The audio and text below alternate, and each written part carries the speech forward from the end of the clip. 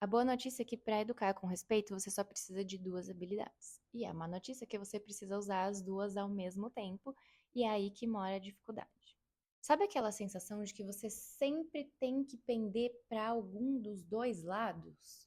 Você começa sendo gentil e respeitosa com a sua criança, validando os sentimentos, cedendo aos desejos, sendo calma, usando toda a sua energia para não explodir, não descontar em cima dela os seus sentimentos, até que ela começa a te exigir demais, te demandar demais, e aí você se sente emocionalmente sobrecarregada, esgotada. E aí, quando você não aguenta mais, você explode, e aí a criança te obedece de primeira, e aí você acha que você tem que seguir nesse caminho, então você segue sendo mais firme, mandando, criando mais regras, não permitindo sentimentos, até que em algum momento você percebe que, de novo, você está sobrecarregada e que não é isso que você quer nem para você, nem para sua criança, e aí você começa a se sentir culpada. E essa culpa cresce tanto que você volta lá do outro lado e começa de novo a ceder, a ser muito gentil e ir contra tudo que você é até não aguenta mais. É isso, é esse movimento, esse pêndulo que está desgastando a sua relação com a sua criança e fazendo você duvidar de você mesma, da sua capacidade, da sua escolha, da teoria, da educação respeitosa, porque esse é um ciclo sem fim, a não ser que você aprenda a usar as duas coisas ao mesmo tempo. Gentileza com firmeza.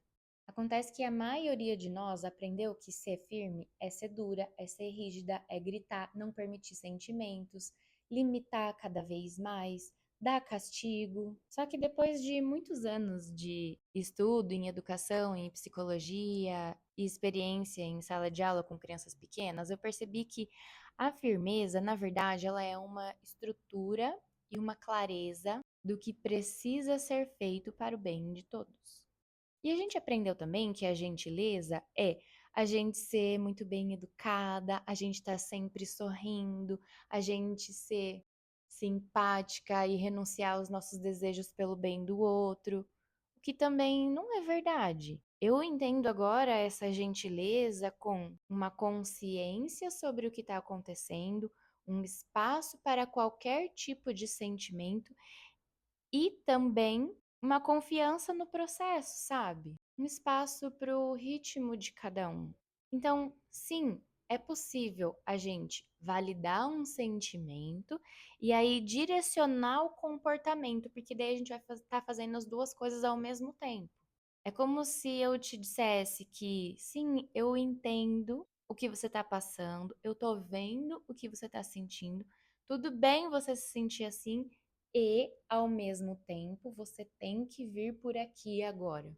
E falar disso me lembra muito uma criança que eu tive em 2022, que era uma criança de 4 anos, quase 4 anos e meio, que tinha muitas explosões emocionais, que não era mais o esperado para a idade, sabe? E aí, depois de alguns meses e de conversa com a família, eu entendi que era uma criança que precisava realmente desse espaço para sentir.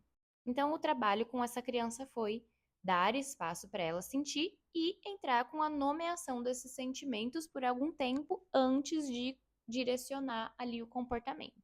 Mas é claro que eu tinha pressa em fazer isso, porque eu tinha 20 crianças na sala de aula e muitas vezes acontecia dessa explosão emocional dessa criança ser quando a gente tinha que sair do parque e voltar para a sala. Que é uma transição muito difícil, inclusive pra gente, tá? Ninguém quer parar uma coisa legal, gostosa e livre que tá fazendo pra ter que fazer uma coisa que você nem queria fazer e que muitas vezes você nem entende o motivo final daquilo. E aí o que acabou acontecendo era que, conforme eu validava esse sentimento e dava esse espaço, essa criança foi me deixando entrar nesse sentimento dela. E conforme a gente foi construindo esse vínculo de confiança, ela entendeu que, na verdade, não importava o espaço físico que a gente tivesse, ela podia sentir. E isso fez ela acompanhar o grupo nessas transições de ambiente, mesmo que chorando, por exemplo, mesmo que dizendo que não queria ir.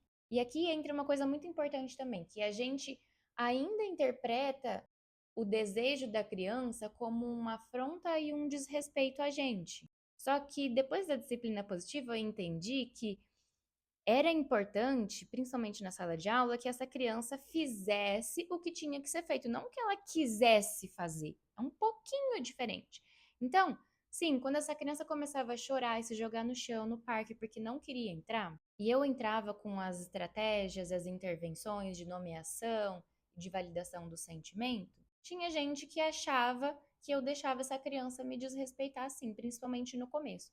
Só que depois de tipo 30, 40 dias, que para mim é super rápido, quando eu começava a fazer essas intervenções, essa criança levantava, segurava em mim e vinha fazer o que tinha que ser feito. Então ela saía do parque e ia lavar as mãos, saía do parque e voltava para a sala de aula, mesmo chorando. E eu não me sentia atacada por aquele choro, porque eu conseguia sentir essa empatia de, poxa, eu também tenho essa dificuldade. Quando eu tô lendo um livro que eu gosto, eu não quero parar porque deu a hora de eu ir pro trabalho. Ou deu a hora de eu dormir porque amanhã eu tenho que acordar cedo e cuidar da casa. Eu também queria continuar lendo esse livro aqui pelo tempo que eu quisesse. E não é desrespeito com a minha casa ou com o meu trabalho eu pensar, eu queria não ter que ir amanhã para eu poder continuar lendo aqui esse livro. Então, sim, a gentileza é a gente dar esse espaço para os sentimentos e a gente oferecer essa empatia, mas não necessariamente quer dizer que eu vou deixar essa criança com o comportamento solto e fazendo tudo o que ela quer. Porque eu vou entrar com a firmeza junto. E eu não vou ser rígida o suficiente para dizer que essa criança não pode chorar, não pode sentir o que ela está sentindo, mas vou ser rígida o suficiente para dizer: você pode sentir o que você está sentindo lá naquele outro lugar que a gente tem que ir agora. E se você não conseguir ir sozinha, eu vou te ajudar, eu vou te levantar, eu vou te levar no colo. Então, enquanto a gentileza é também a gente ajustar essa expectativa de que muitas vezes essa criança vai precisar da nossa empatia, ela também vai precisar da nossa ajuda para sair desse caos emocional que ela está sentindo. E ela só vai sair desse caos se ela tiver também essa firmeza que traz essa segurança. A firmeza é um contorno para a criança não se sentir solta no mundo, como se ela estivesse nadando sozinha no mar.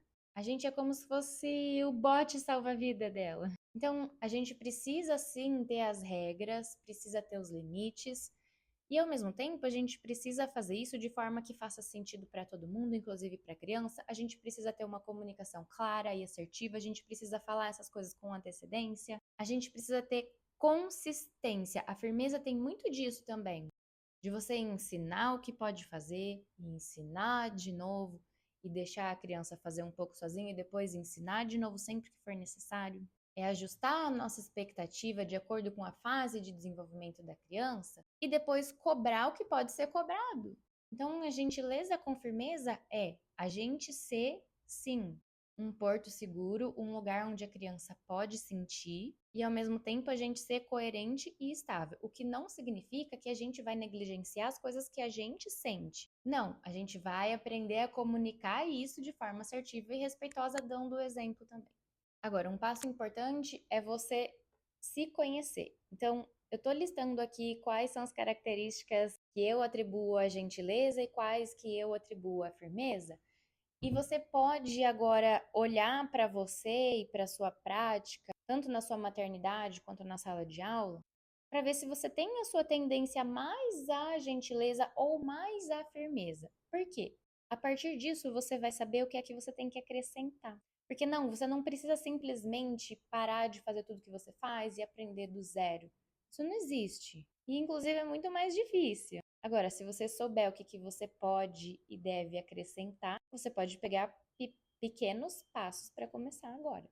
É simples, é difícil e é também possível, porque não precisa ser perfeita. Precisa ser um pouco de cada vez e precisa ser a maior parte do tempo, sendo que a maior parte do tempo pode ser metade das situações e mais uma para a gente começar.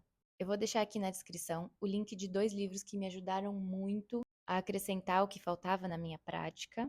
E se você está querendo saber, eu era muito autoritária, tanto na sala de aula quanto comigo mesma, e depois da disciplina positiva eu consegui acrescentar a gentileza na minha vida. Então vou deixar esse livro aqui para você. E depois, para não ceder ao medo de ser permissiva, eu li também O Cérebro da Criança, que vou deixar também aqui na descrição do vídeo, caso você tenha curiosidade, porque é um livro cheio de ferramentas e conhecimento sobre neurociência. Agora, se você não está na hora de ter mais conhecimentos externos, e sim na hora de olhar para o que você já tem e precisar de uma ajudinha de alguém para te dizer o que é que você pode acrescentar, marca um mapeamento comigo. Vou deixar o link na descrição também para a gente ver se você precisa de mais estratégias de gentileza ou mais estratégias de firmeza no seu dia a dia. Um beijo e até a próxima!